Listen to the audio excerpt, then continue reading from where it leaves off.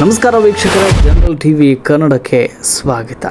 Cricket ಅಂದಮೇಲೆ ಅಲ್ಲಿ run ಮಳೆ ಇದ್ದೇ ಇರುತ್ತೆ, ವಿಕೆಟ್ ಬೇಟೆ ಕೂಡ ಇರುತ್ತೆ, ರೋಚಕ ದಾಖಲೆಗಳ ಸುರಿಮಳೆಗಳು ಇರುತ್ತವೆ. ಆದರೆ IPL ಇತಿಹಾಸದಲ್ಲೇ ಯಾರೂ ಮಾಡದ ಅತ್ಯಂತ ವಿಲಕ್ಷಣ ಮತ್ತು ಅಚ್ಚರಿಯ ದಾಖಲೆಯೊಂದನ್ನು ಮುಂಬೈ ಇಂಡಿಯನ್ಸ್ ತಂಡದ ಆಲ್ರೌಂಡರ್ ಶಾರ್ದೂಲ್ ಠಾಕೂರ್ ಅವರು ನಿರ್ಮಿಸಿದ್ದಾರೆ. ಈ ವಿಡಿಯೋದಲ್ಲಿ ಆ ವಿಚಿತ್ರ ದಾಖಲೆ ಏನು ಮತ್ತು ಆ ಪಂದ್ಯದಲ್ಲಿ ನಡೆದಿದ್ದೇನು ಎನ್ನುವ ಸಂಪೂರ್ಣ ಮಾಹಿತಿಯನ್ನು ಇವತ್ತಿನ ವಿಡಿಯೋದಲ್ಲಿ ನೋಡ್ತಾ ಹೋಗೋಣ. ಅದಕ್ಕಿಂತ ಮೊದಲು ನೀವಿನ್ನು ನಮ್ಮ ಚಾನಲ್ಗೆ ಸಬ್ಸ್ಕ್ರೈಬ್ ಆಗಿಲ್ಲ ಅಂದರೆ ಈಗಲೇ ಸಬ್ಸ್ಕ್ರೈಬ್ ಆಗಿ ಪಕ್ಕದಲ್ಲಿರುವ ಬೆಲ್ ಐಕನ್ನು ಪ್ರೆಸ್ ಮಾಡಿ. ಇದರಿಂದ ಕ್ರಿಕೆಟ್ ಲೋಕದ ಇಂತಹ ಇನ್ನಷ್ಟು ಇಂಟ್ರೆಸ್ಟಿಂಗ್ ಅಪ್ಡೇಟ್ಗಳು ನಿಮಗಾಗಿ ಸಿಗುತ್ತವೆ. ಸಾಮಾನ್ಯವಾಗಿ IPLನಲ್ಲಿ ಇಂಪ್ಯಾಕ್ಟ್ ಪ್ಲೇಯರ್ ನಿಯಮ ಬಂದಿರುವುದೇ ಪಂದ್ಯದ ಗತಿಯನ್ನು ಬದಲಿಸೋದಕ್ಕೆ. ತಂಡ ಸಂಕಷ್ಟದಲ್ಲಿದ್ದಾಗ ಅಥವಾ ಹೆಚ್ಚುವರಿ ಬೌಲರ್ ಅಥವಾ ಬ್ಯಾಟ್ಸ್ಮನ್ಗಳು ಬೇಕಾದಾಗ ಈ ನಿಯಮವನ್ನು ಬಳಸಲಾಗುತ್ತೆ. ಆದರೆ ಮುಂಬೈ ಇಂಡಿಯನ್ಸ್ ಮತ್ತು ಸನ್ರೈಸರ್ಸ್ ಹೈದರಾಬಾದ್ ನಡುವಿನ ಆ ಪಂದ್ಯದಲ್ಲಿ ಶಾರ್ದೂಲ್ ವಿಷಯದಲ್ಲಿ ಆಗಿದ್ದೇ ಬೇರೆ. ಈ ಪಂದ್ಯದಲ್ಲಿ ಮೊದಲು ಬ್ಯಾಟಿಂಗ್ ಮಾಡಿದ್ದ ಮುಂಬೈ ಇಂಡಿಯನ್ಸ್ ಪರ ರಿಯಾನ್ ರಿಕಲ್ಟನ್ ಸ್ಫೋಟಕ ಬ್ಯಾಟಿಂಗ್ ಪ್ರದರ್ಶನ ಮಾಡಿದರು. ಮೈದಾನದ ಮೂಲೆ ಮೂಲೆಗೂ ಸಿಕ್ಸರ್ ಬೌಂಡ್ರಿಗಳ ಮಳೆ ಸುರಿಸಿದ ರಿಕಲ್ಟನ್ ಅವರು ಅಜೇಯವಾಗಿ 123 ರನ್ ಬಾರಿಸಿ ಮಿಂಚಿದ್ರು. ಇವರ ಈ ಶತಕದ ನೆರವಿನಿಂದ ಮುಂಬೈ ಇಂಡಿಯನ್ಸ್ 20 ಓವರ್ಗಳಲ್ಲಿ 243 ರನ್ಗಳ ಬೃಹತ್ ಮೊತ್ತವನ್ನು ಪ್ರೇರೇಪಿಸಿತು.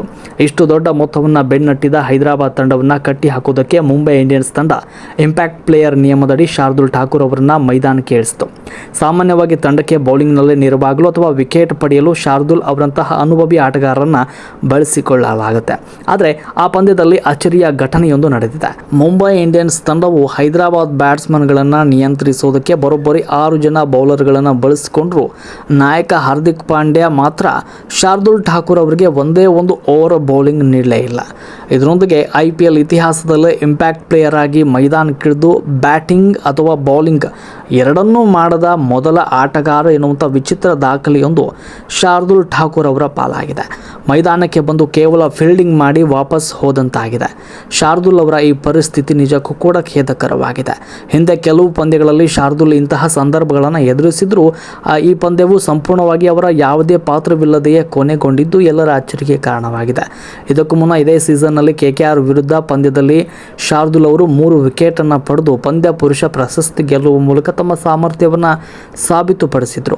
ಆದರೂ ಕೂಡ ಹೈದರಾಬಾದ್ ವಿರುದ್ಧದ ಪಂದ್ಯದಲ್ಲಿ ಮುಂಬೈ ಬೌಲರ್ಗಳು ರನ್ ಬಿಟ್ಟುಕೊಡುವಲ್ಲಿ ದುಬಾರಿ ಆಗ್ತಾ ಇದ್ರೂ ಕೂಡ ಶಾರ್ದೂಲ್ ಅವರಿಗೆ ಬೌಲಿಂಗ್ ನೀಡದೇ ಇರುವುದು ಹಾರ್ದಿಕ್ ಪಾಂಡ್ಯ ಅವರ ನಾಯಕತ್ವದ ಮೇಲೆ ಪ್ರಶ್ನೆಗಳು ಏಳುವಂತೆ ಮಾಡಿದೆ. ಅಂತಿಮವಾಗಿ ಸನ್ ರೈಸರ್ಸ್ ಹೈದರಾಬಾದ್ ತಂಡ 18.4 ಓವರ್ಗಳಲ್ಲಿ ಚೇಸ್ ಮಾಡಿ 6 ವಿಕೆಟ್ಗಳ ಭರ್ಜರಿ ಜಯವನ್ನು ಸಾಧಿಸಿದೆ. ಇಷ್ಟು ದೊಡ್ಡ ಮೊತ್ತ ಪ್ರೇರೇಪಿಸಿಯೂ ಮುಂಬೈ ಸೋತಿರುವುದು ಅಭಿಮಾನಿಗಳಲ್ಲಿ ನಿರಾಸೆ ಮೂಡಿಸಿದೆ. ಶಾರ್ದೂಲ್ ಠಾಕೂರ್ ಅವರಿಗೆ ಬೌಲಿಂಗ್ ನೀಡಿದರೆ ಪಂದ್ಯದ ಫಲಿತಾಂಶ ಬದಲಾಗ್ತಾ ಇತ್ತೆ. ನಿಮ್ಮ ಅಭಿಪ್ರಾಯವನ್ನು ಕಮೆಂಟ್ ಬಾಕ್ಸ್ನಲ್ಲಿ ತಿಳಿಸಿ. ಈ ಮಾಹಿತಿ ನಿಮಗೆ ಇಷ್ಟವಾಗಿದ್ದರೆ ಲೈಕ್ ಮಾಡಿ ಮತ್ತು ಇಂತಹ ಇಂಟ್ರೆಸ್ಟಿಂಗ್ ಮಾಹಿತಿಗಳನ್ನು ನೋಡೋದಕ್ಕೆ ನಮ್ಮ ಚಾನಲ್ಗೆ ಸಬ್ಸ್ಕ್ರೈಬ್ ಆಗಿ.